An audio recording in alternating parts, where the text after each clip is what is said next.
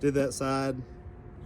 This is the crap side. It's got a dent in it. You really have to grind it down to get the big dent that I have in it, but these are old. I don't use these anymore.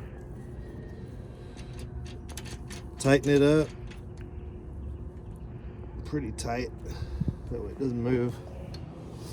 Grab this rod goes in this bolt right here to guide you, and then as you can see, it'll be perfect along the edge of the blade. Turn it on.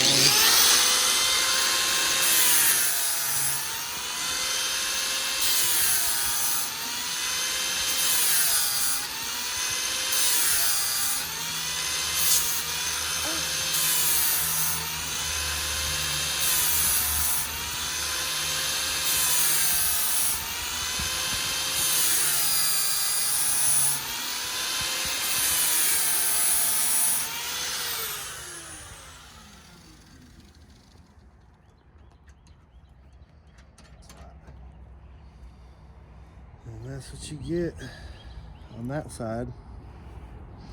Obviously you'd have to balance them, make sure they're balanced, but so they went from